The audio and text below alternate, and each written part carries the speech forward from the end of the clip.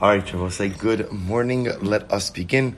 Beautiful daf ahead of us today. Today's daf is Daf Yud. Let's begin by thanking our sponsors. Our TALMUD TORAH sponsors for the month of Tishrei. Baruch Hashem Abba Aleinu L'Tova. Avrem and Shaindy Kelman for dedicating all the Shirmeyahu Drushos this month in memory of their parents. Dr. Linda Weinberg for dedicating all the Shirmeyahu Drushos this month in loving memory of the commemoration of the first yahrzeit of her husband, Dr. Paul Weinberg, Peretz Moshe ben Avraham David. Our week of learning sponsors, Hilary, Jacobson-Kent, and Yisrael Doniel Jacobson, in commemoration of the yahrzeit of Milton, Jacobson, Mordechai, Menashe ben Shirmeyahu, and the Rosen and Miller families as a zechus for refuah shalema for Chaim Yosef ben Batya. I'm sorry, and I neglected to add for the TALMUD TORAH sponsors, Jack Bennett, in memory of Givati Brigade First Sergeant Nikolai Rappaport.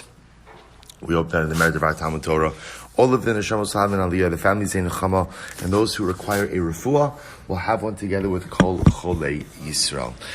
With that, let us begin. Today's daf is Daf Yud 10, and we are picking up in Eretz Hashem on Yud. We're picking up 4 lines down from the top. Is it the volume? Can you hear it? Yeah, it's okay. Good. Thank you.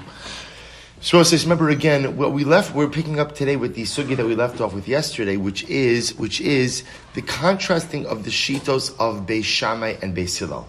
Remember again thank you so much, from the previous Mishnah of Kisei Hadam, it sounded like Beis Shammai was the Mekel on Simchas Yom Tiv, and Beis Hillel was the Machmir.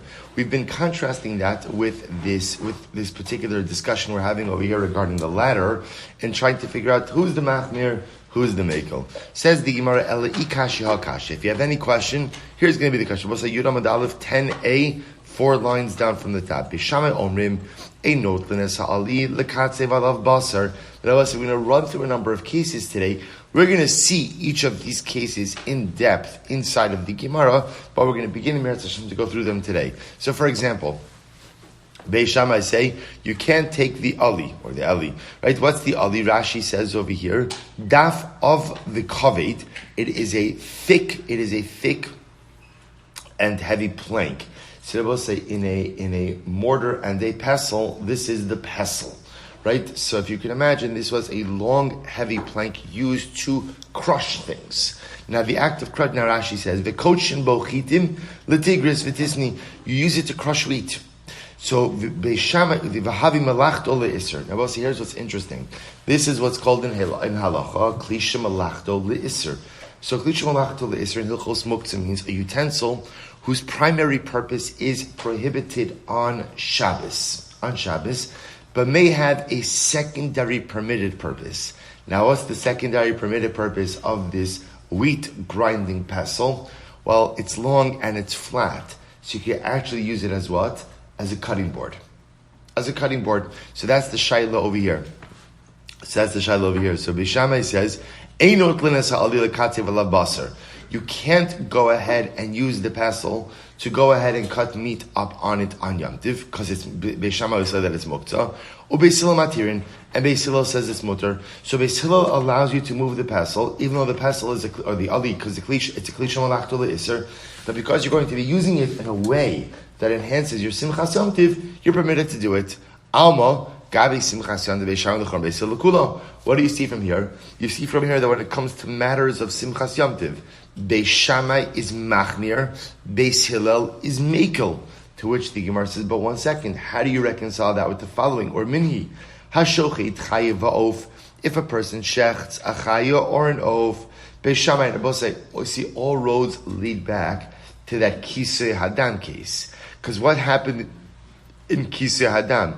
Beis Shammai said, as long as you've got a shovel in the ground, then what? You're good to go.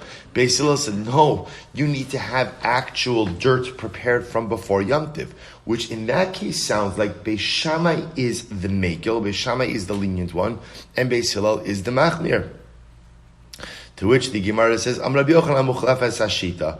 I suppose to Rabbi Yochanan, he feels the easiest way to reconcile these things is to switch around the opinions. Now, we'll say, which opinion are you switching around? We are assuming that the Mishnah by Kisei Hadam is correct. That's what we'll assume.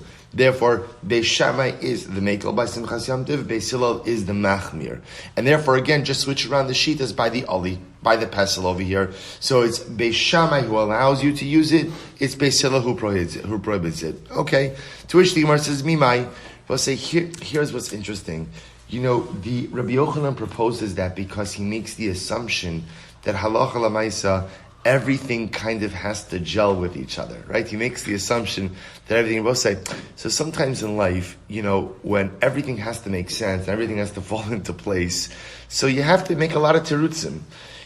But sometimes when you accept the fact that not everything has to fall into place and not everything has to make sense, so it's a little bit liberating in terms of how you could look at things. So the Gemara says, Demalohi, who says that the opinions in their Mishnais are connected? Ad kan lo kamri Beis Shammai hasam elahecha dika deker nots. Beis Shammai was only mekel, was only lenient in the kisei hadam case. Why? Because you had a shovel in the ground. Right? That's not just stama kula by Simchas Yom Tov. That's a pretty significant case. Shovel in the ground means, remember again, and if you go back to that Gemara, shovel in the ground is only the first of a number of steps, right? Remember again how the Gemara constructed the case. At the end of the day, it's shovel in the ground, therefore there's no chofer. It was what else? Loose soil, therefore no kesisha, right? Why isn't the problem of bona digging a hole, right? Because why? You don't need the hole, you need what? The dirt, Rabbi Abba. So the truth is, when you put all of that together, it's not such a crazy kula that you have to start trying to make Beis Shammai the mekel in every single case. But again, even Beis Shammai himself would agree that if you did not have a shovel in the ground, you could not go ahead and remove that dirt for kisei hadam.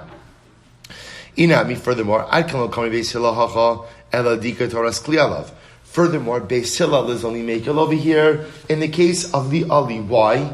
Because the Ali has the status of a kli. It has the status of, also just to remind you, I'll just mention, because I just saw Yerachmiel take out his notebook. We still have more notebooks, by the way, from Maseches Be'ah. If anyone wants, I think I'll bring them out right now. Or say he's going to bring them out. They should be the ones titled, Yerachmiel, thank you. They should be the ones titled Be'ah on there, because there might be some left over from before also. In any event, Ad kan lo ka'amri, Beis Hillel hacha ela di ikataras kli alav. Furthermore again, Beis Hillel is only mekel by the Ali, by the pestle, because it has the status of a kli. Right? It has the status of a kli, and therefore he allows you to use it as a cutting board. Aval hasam lo. But again, by the case of kisei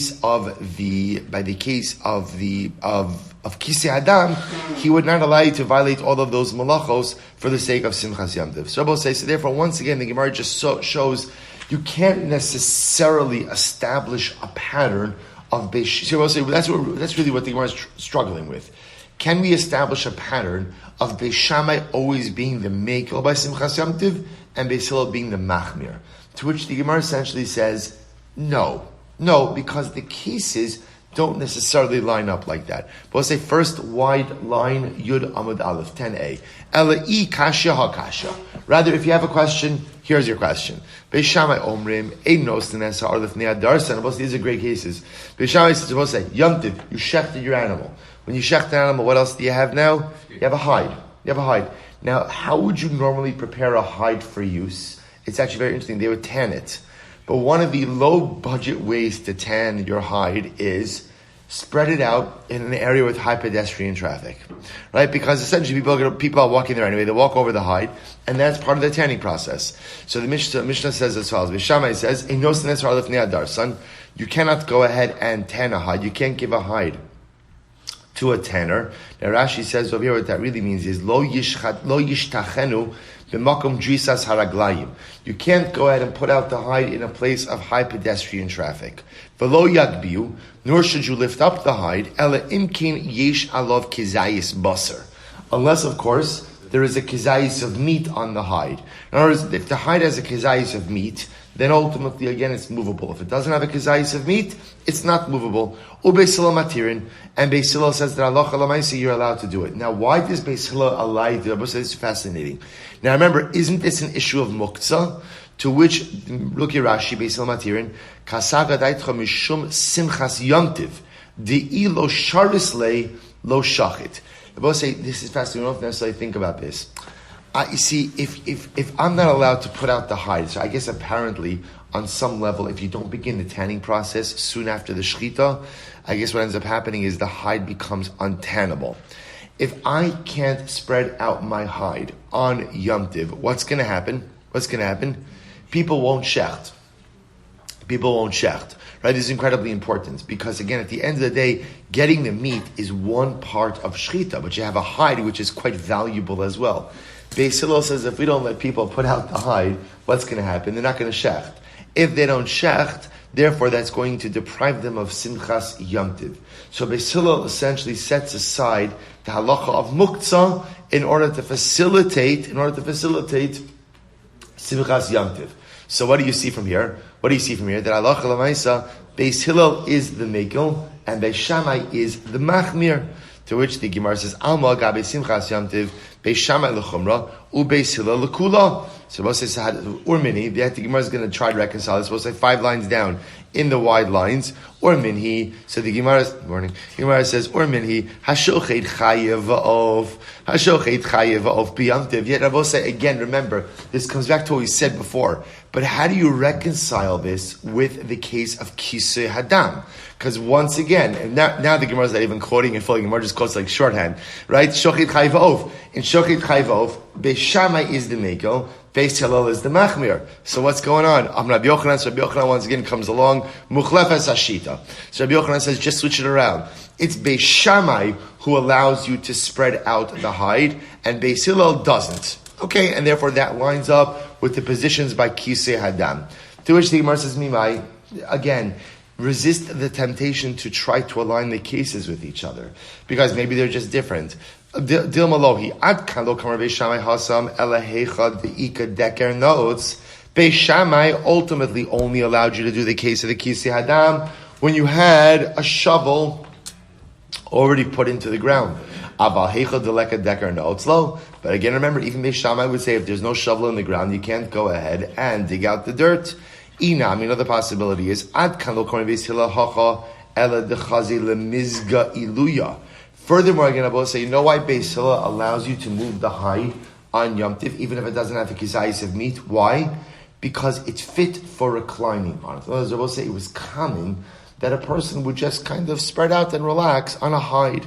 That's normal. So because that's considered to be normal, therefore that's a normative usage, and therefore I will say essentially, really what Beis Hillel is saying is, leaving aside Simchas Yom Tiv, or in addition to Simchas Yom Tiv, a hide is not muktzah, because it has a permissible use, even if it doesn't have a kizayis of meat.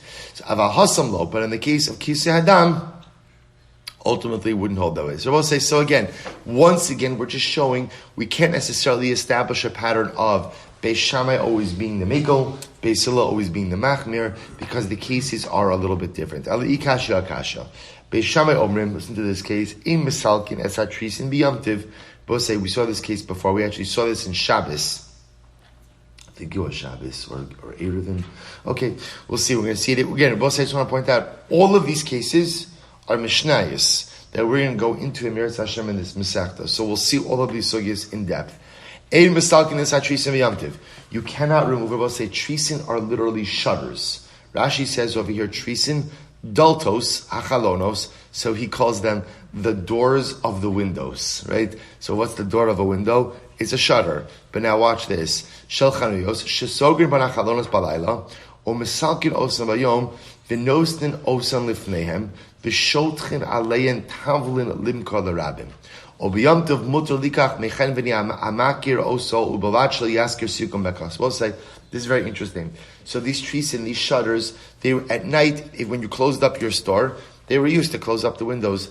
By day, it's not like shutters like you think about on your house that like are set on a pivot, right? These shutters were put in and taken out. So at night they were put in, you closed up the store. And during the day, you took them out. They were used as tables to go ahead and sell your wares. Now we'll say, now here's what's fascinating.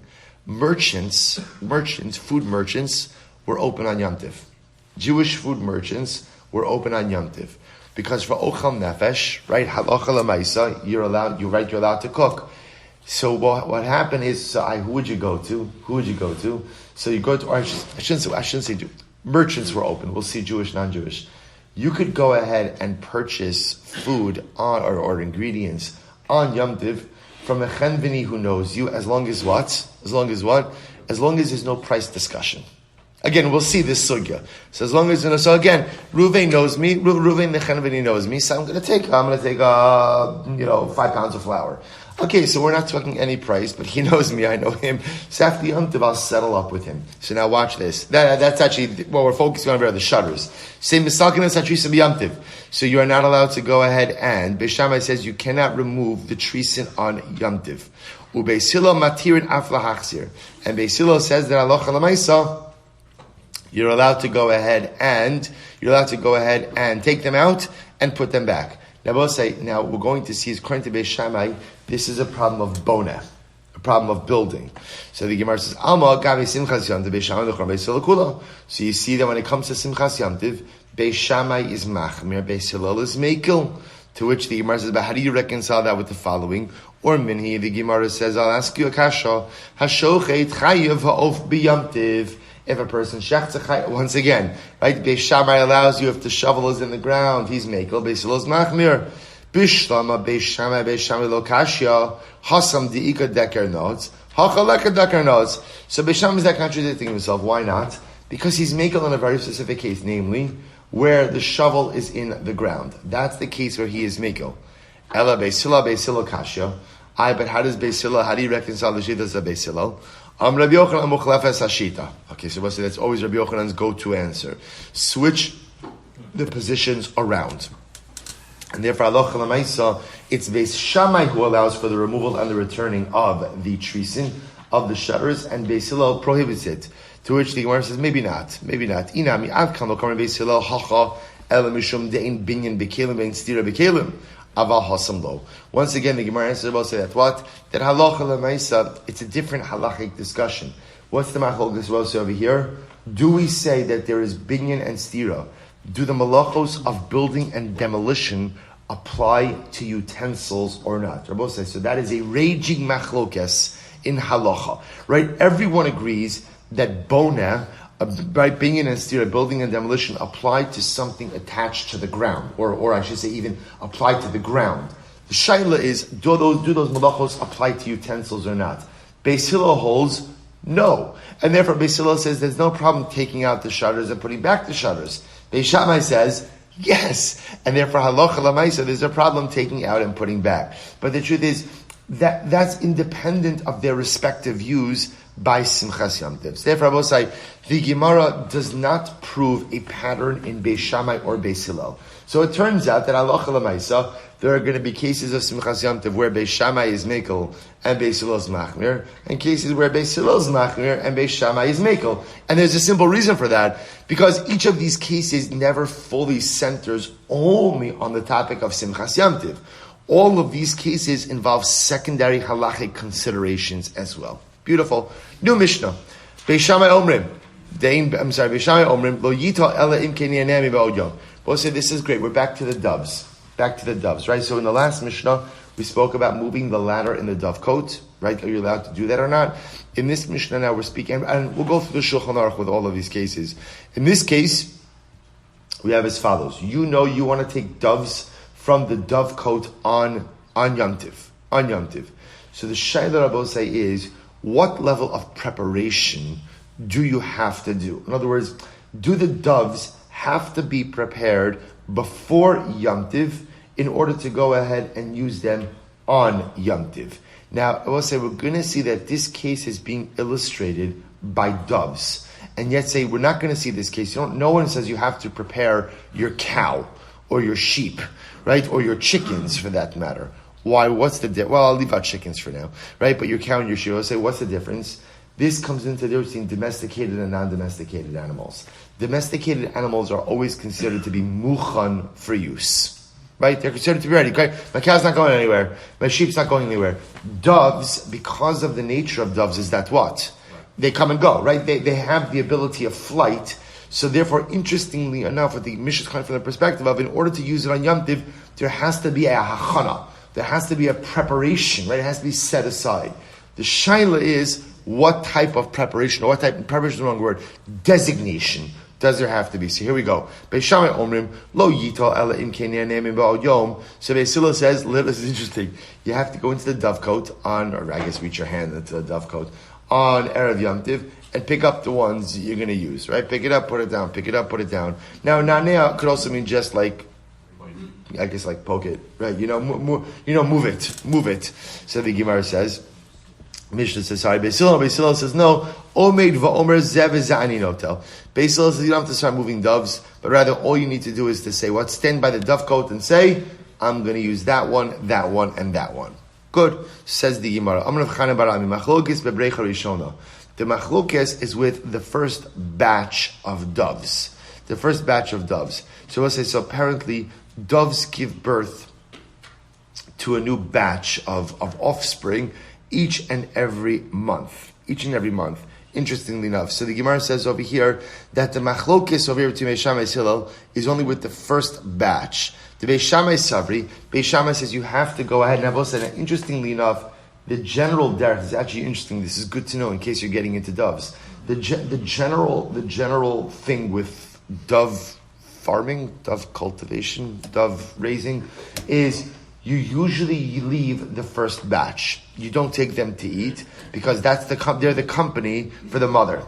So the machlokes Yeshan Beis Hillel is when you're going to slaughter the first doves on Yom Tov itself. That's where Beis Shammai says you literally have to pick up and put down the ones that you want. Beis Hillel says you just have to designate it. Because what's the concern over here? The Beis Shammai Savri Gazrinan Asilam Luche.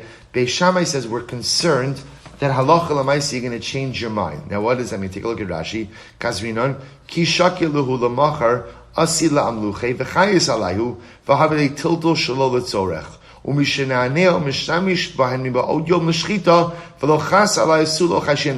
is fascinating. Beis Shammai is concerned like this. You're going to show up to the dovecote tomorrow, and then you're going to pick up the little doves, and you're going to have Rachmanis. You're going to say, the mother's going to be all alone. You're going to put the doves back down, and it turns out that what if you do that? What's going to happen? You've moved a muktzah item for no purpose. Right? In other words, you've moved Balei Chaim, you've moved off livestock for animals for no purpose on Yom Tiv. So, however, listen to this. Beis Shammai holds that if you go Erev Yom Tiv, and you pick it up and you designate it, we're not concerned you're going to have a change of heart on Yom Tiv itself. Now, what's the logic? The Rebbe said this is actually quite fascinating. Beis Shammai holds that essentially, if you do a concrete maisa on Erev Yom Tiv, you've started the process. But you will say such an incredible yisod. Say in life, it's easy to go ahead and not do something when you haven't started it, right? So if I haven't designated anything, and I show up on Yom Tiv, and I pick it up, and I look at it, and it's so cute, and I see the tear in the mother dove's eye, now you're taking her young. So again, I might have a change of heart. But if Erev Yom Tiv, I begin the process. Once you begin the process, we're confident that you're going to follow through on it. Now, of course, again, I want to be clear, you don't have to eat the doves. In other words, if you have a change of menu, that's fine. What we're concerned about is being metaltal, right? Moving the doves on Yom Tiv and not ending up using them. That's what Beis Shammai is concerned about. So if you begin the process on Erev Yom Tiv by actively picking them up, we know you'll follow through. If you don't, we're concerned that you're going to pick it up and have a change of heart. Which again, the incredible yisod, that in life, if you want to accomplish something, sometimes the most important thing is get started. Because if you get started, there's a heightened statistical probability that you'll actually do it. Mashein Kain, when you don't get started, that's where all the cheshbonos come up, right? They'll say we have this all the time. This plan. If I don't start it now, Lemaisa, there's 1,000,001 reasons why I come up with why I can't get done. Beis Hillel is not concerned about that. But in the second batch means anything after the first. Everyone agrees that all you need to do is what? You don't have to lift up anything. Rather, all you need to do is verbally designate it. Beautiful. So I will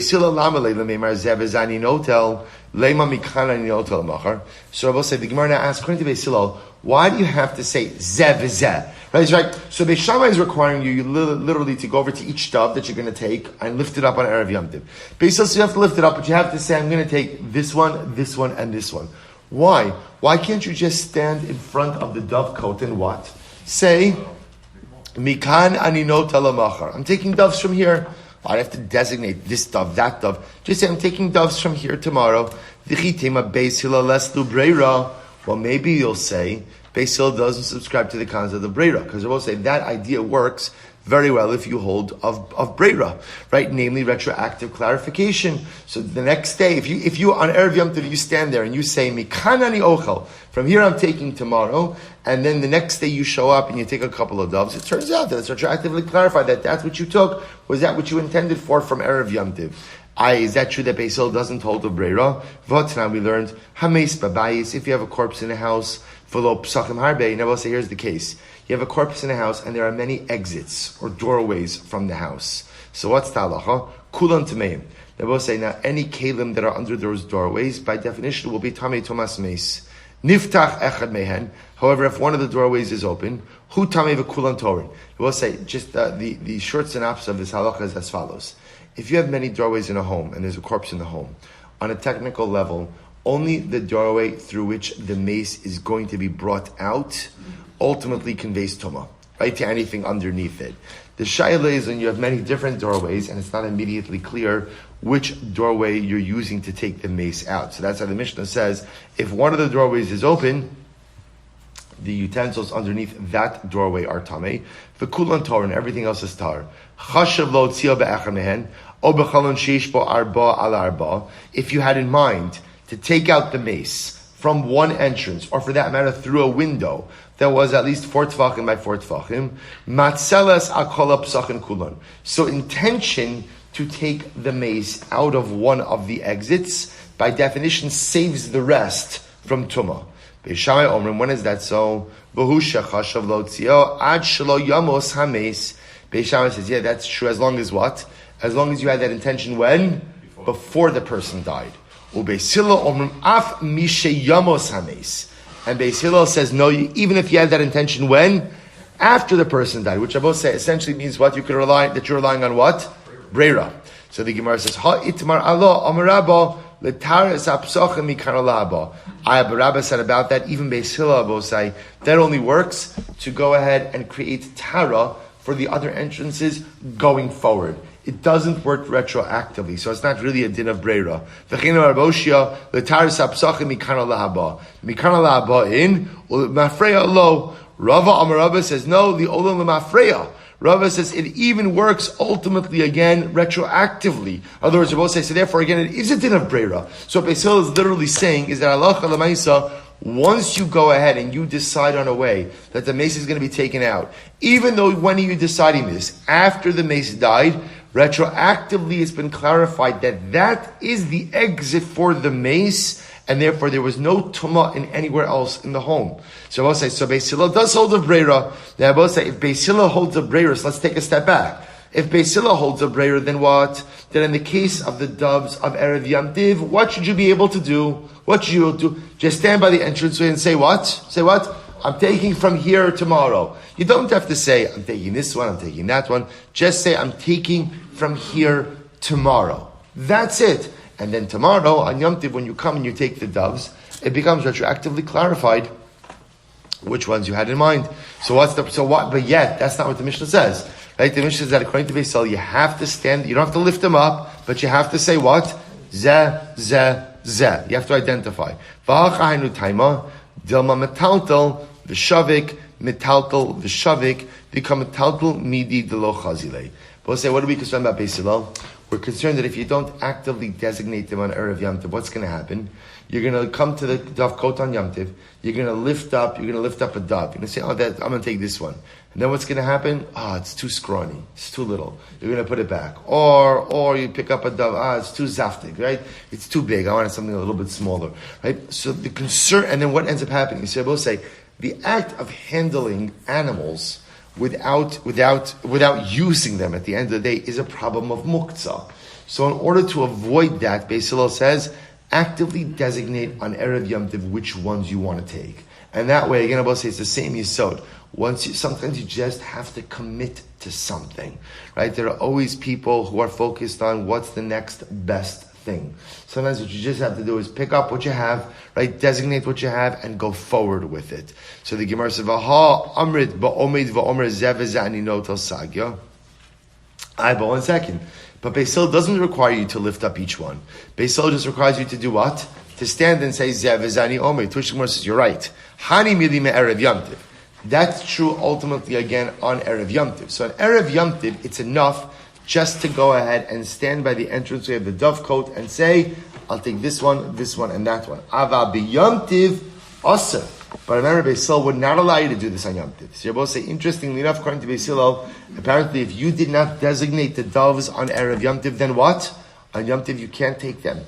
You can't take them. Ava b'Yom Tov also. Why? Tizdimnin demishtachchi shmeinim kechushim. Because Beis Hillel would literally be concerned that what? That halacha l'maisa, if you don't designate them on Erev Yom Tov, what's going to happen? You're going to pick one of them up on Yom Tov. You thought it was bigger and it's thinner. You thought it was thinner and it was bigger. Right? So look at Rashi. Aval b'Yom Tov, first Rashi on base. Kisheba levarim b'Yom Tov, kilomar shelo ber dvarav mi ba'od yom, v'somich abadikas malchar she'ivdak is kulan. So ultimately, it's very important. So therefore, what's happening over here, according to Beis Hillel, is not really a din of Brera. Beis Hillel holds of Brera, right? He holds of the concept of retroactive clarification, as we saw by the case of the mace. What's happening over here is Beis Hillel is concerned that if you are not committed to particular doves, what's going to end up happening? You're going to show up at the dovecote in Erev Yom Tov. You're going to pick up. You're going to say, nah, put it down. Pick up, nah, put it down. And that's a problem of being metaltal ba'alei chayim, moving muktzah on Yom Tov for no specific purpose. Beis Hillel is trying to avoid that. How? Erev Yom Tov, you identify. Erev Yom Tov, you commit to a dove. And once you commit to the dove, you're in. At that point, we're not concerned that you're going to swap it out for something else. Incredible. Inami, zinin de mishtachachei kulo kechushim v'shavek. There's another, it's interesting, there's another issue. The issue is if you show up at the dovecote, and in fact, all of them, maybe it's just a scrawnier brood, right? There's a scrawnier group, so you'll decide not to take anything. Va'asi la'amnuye misimchas Yom Tov. And you'll end up not having simchas Yom Tov because you won't have meat. We'll say this is also, again, also interesting. That Chazal wanted us to have simchas Yom Tov. We'll say what it also says is something amazing. It's an incredible yisod in simcha. We'll say sometimes, not sometimes, the key to happiness in life is finding happiness in your present circumstances. You see, the reason why people often can't find happiness is because they construct sentences that go like this. I'll be happy when. If you have a sentence structure that goes, I'll be happy when, you'll never be happy. You'll never be happy. Right? I'll be happy when I have more this, less this. Then again, if you hinge your happiness on some future events that may or may not occur, then ultimately, again, you're tola b'das achir and you outsource your happiness. The key to happiness in life is finding simcha in your current circumstances. It's a scrawny batch. Eat a lot of them, right? So in other words, so the Gemara saying here. So what we want you to do is, we're concerned if you don't actively designate it and commit on Erev Yom Tov, you're going to say, I'll wait till next Yom Tov. No, that's not the way Simcha. It's not the way Simchas Yom Tov works. Commit. Find the happiness even in the scrawny doves. Find the happiness even in the current circumstances, and ultimately, again, don't wait until some future date. Incredible Yisod. Beautiful. Mishnah. Let's say is everything you ever wanted to know about doves. A lot. So here we go. This is actually an interesting case. Zimin shchorim umatzah levanim. Let's say, watch this case. So now, I followed Beis Hillel's advice. That's how he passed it. I followed Beis Hillel's advice.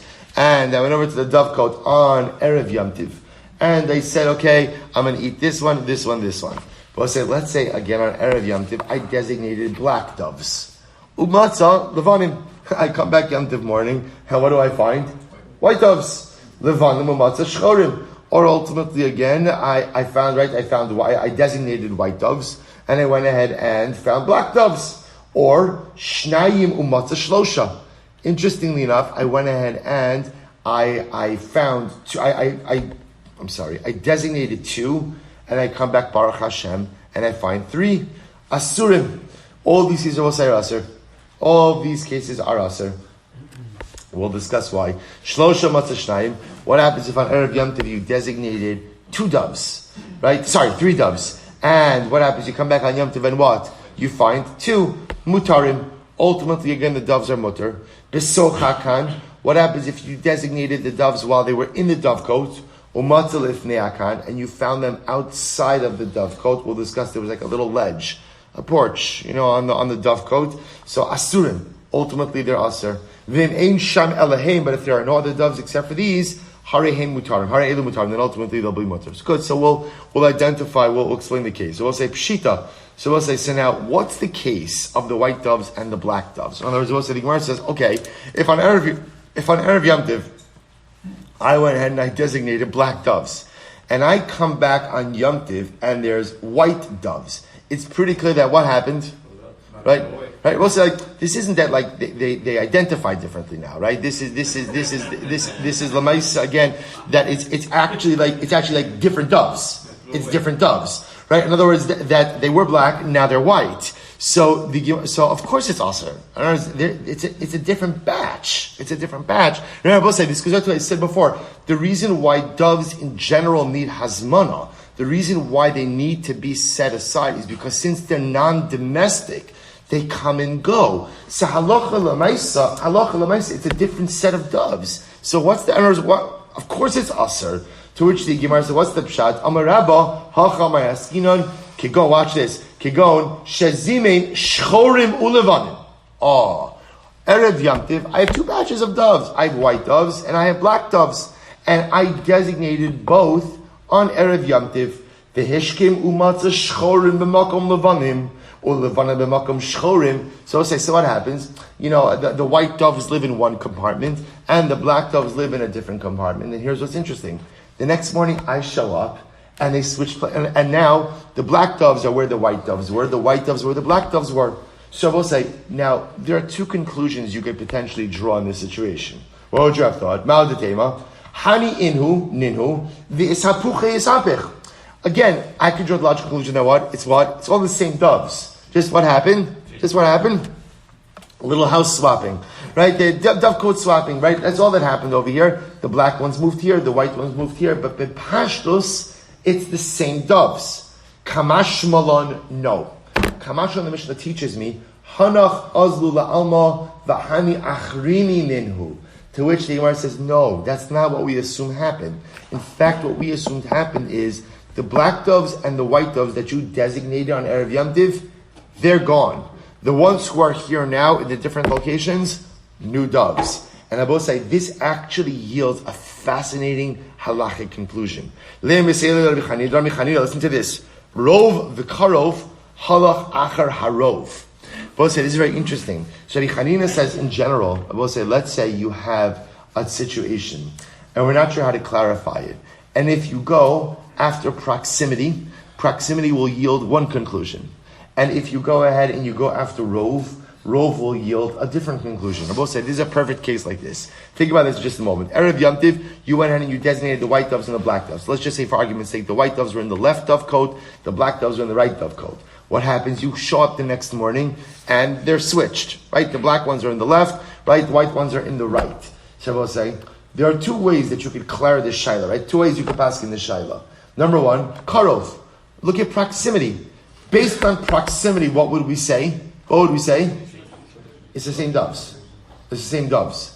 Yet if we go after rov, what does rov say?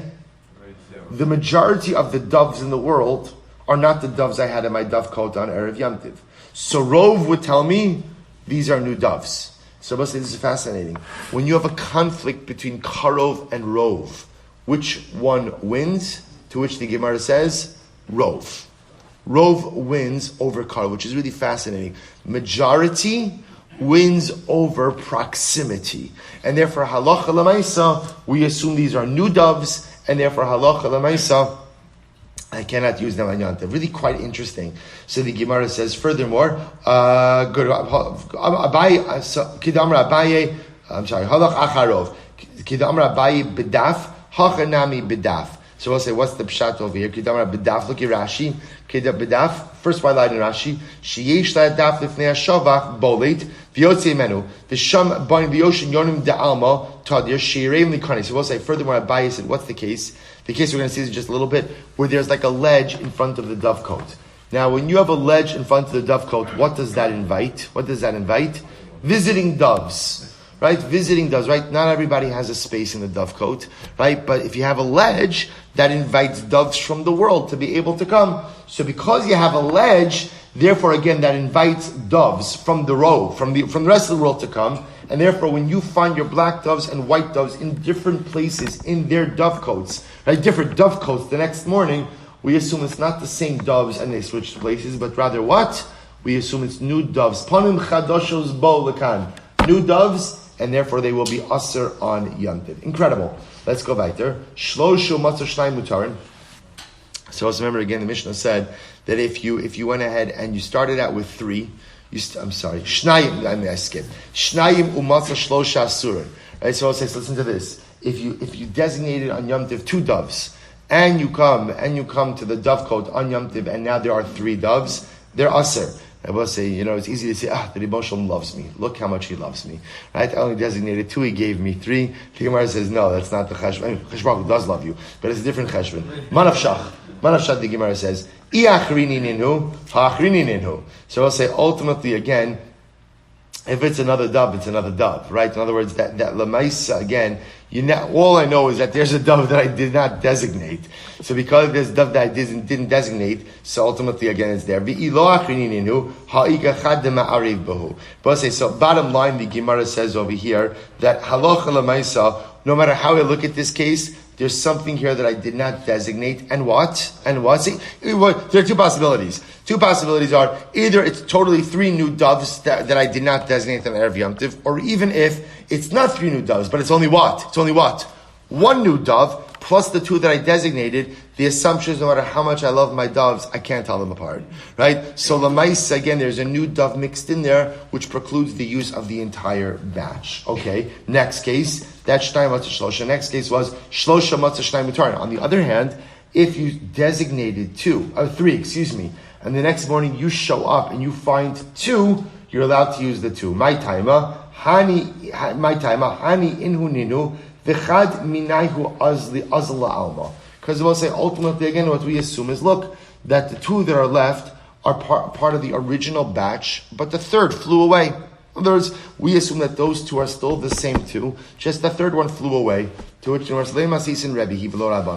our Mishnah must reflect the view of Rebbe and Atraban. We'll say we'll at least begin this today, then we'll have to stop. Listen to this. Disanya.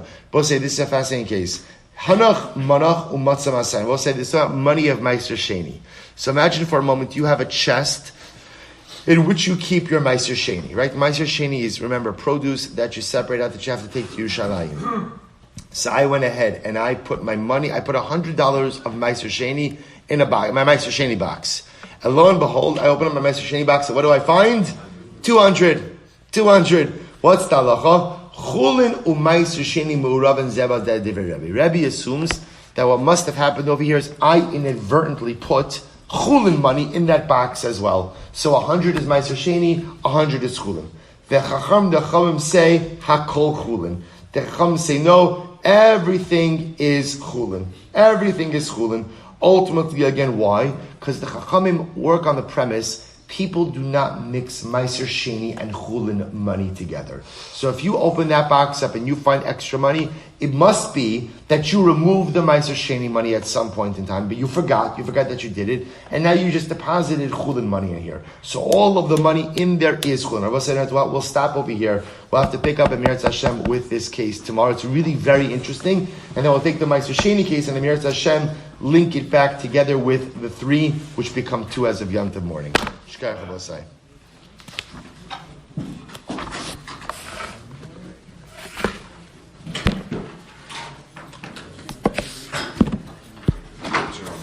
Good job, Sirina.